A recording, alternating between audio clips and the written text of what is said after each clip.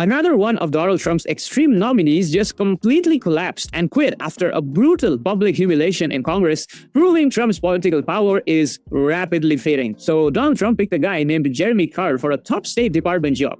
But the reason this guy just quit is absolutely wild. It all started with a Senate confirmation hearing where Senator Chris Murphy completely ripped him to shreds. Murphy grilled him on his bizarre claims that white identity is somehow being erased. Tell me what is being erased. Give me some examples of what you believe are being erased about white identity. What is white identity to you? You know, they could be things like going to a certain type of Christian church and that sort of culture, which is very different. You're worried about white culture. You're not worried about, you're now retreating to ethnic identity. You don't speak about ethnic identity. You speak about white identity. So tell me the values that stitch together white identity and that make it different than black identity.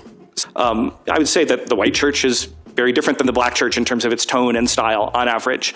Foodways could often be different.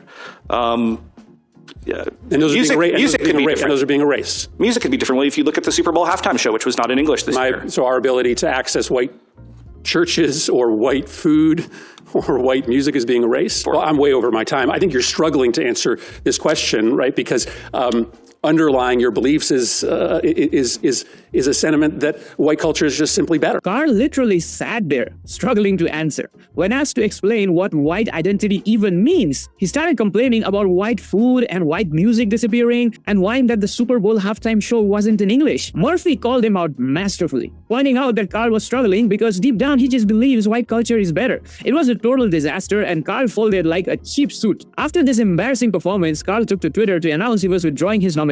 And here is the most important part. He admitted that having the support of Donald Trump and Marco Rubio was simply not enough to save him. He couldn't even get the backing of every Republican senator. Even Republican Senator John Curtis of Utah flat out refused to support him, calling out Carr's anti-Semitic remarks and extreme views. This proves Donald Trump's political capital is gone. He can't even force his own guys through his own party anymore. And honestly, this is what happens when you put a tiny bit of pressure on these guys. They completely fall apart. All of these guys are like this. This is exactly why we can't give an inch to these fake cultural war issues. We have to push back and expose them because when we do, they totally collapse. If you guys support independent media, then leaving a like on this video really helps me to make more content like this. I'll see you guys in the next one.